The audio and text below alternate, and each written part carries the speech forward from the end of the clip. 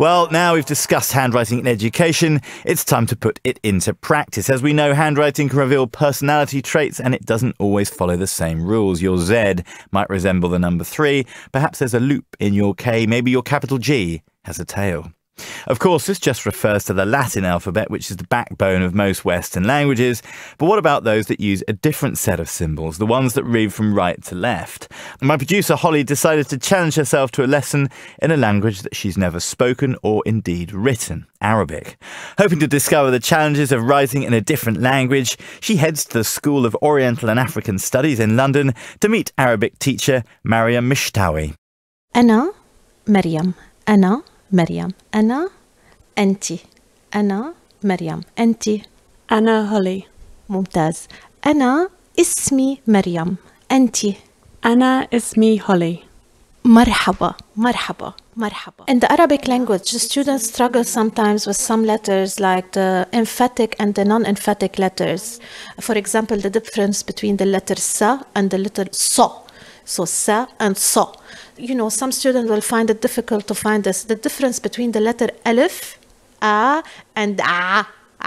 And what about in the writing of the letters? What are the main struggles there? Again, it's because when they hear it in a wrong way, they write it in a wrong way. This is the problem. So if I'm saying, for example, her, the letter her, which is a cat, and you will write har, for example, which means hot. Okay, and again, the difference between the ha and the ha, when they write it wrong, and then it's, you know, kind of disappointing for some of the students. But they will get it because when we start, I will tell them which are the naughty letters, the letters that will cause like a bit of troubles, and we need to more practice.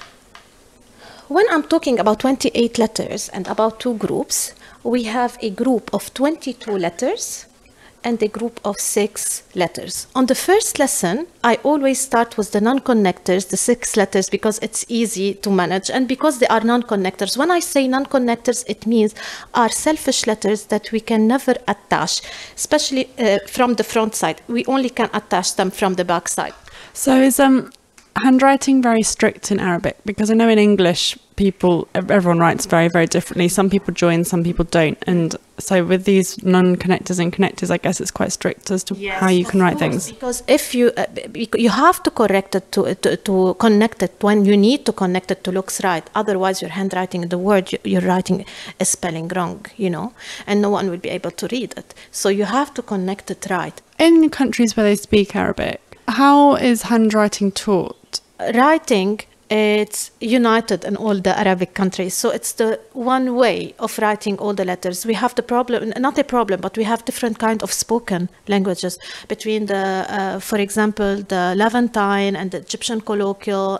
But when you come to writing, we all use the same methods of writing. So we have the same alphabet and it's united in all the Arabic countries. And you're from Lebanon, yes, originally. Do you find the way that you think about how to write French and English letters very different to how you think about how to write Arabic letters? Yes, of course. You know, what I try to do is I try to make it easy for the student by, like, as you see, for example, say that it looks like a river, for example. There are a group of letters that they look like a fish. I call them fish letters, so they have this, you know, the same like drawing like a fish. You know, I try to associate it with pictures or with words that they already, you know, they're familiar with. So here we're going to go now, and I want you to write for me. Okay, pen in my hand. Okay, I'm going to go slowly and pronounce it slowly for you. Dar. What's the first letter you can hear? So the first letter is the D, which is the 35-degree angle one. Very good, excellent. But keep so base on the line. You always start from top. Start from the top. Yeah. Okay. Excellent. Here we go. So the sound after it is dar. That's the long A sound, and it's a long line because it's the line from the top to the bottom of your mouth. Excellent. Bravo, Holly. So the last sound is dar. So that's the river. Excellent. And that goes under the line. Excellent. See? So this is your first word. And what does da mean? House. House. Okay, my first Arabic word is house. And Arabic writing is very beautiful to look at. What's your favourite letter? Gh. Is that to say? It's like the French R, and I like it, especially in the middle when I color it. I feel like it's so artistic, and like I like the pronunciation of it too. That was Mariam Michtawi giving Holly Fisher a lesson in Arabic. To find out more about SOAS's language lessons, head to soas.ac.uk/language centre. After the break, we'll be heading to India to meet one of the last Urdu calligraphers in the world.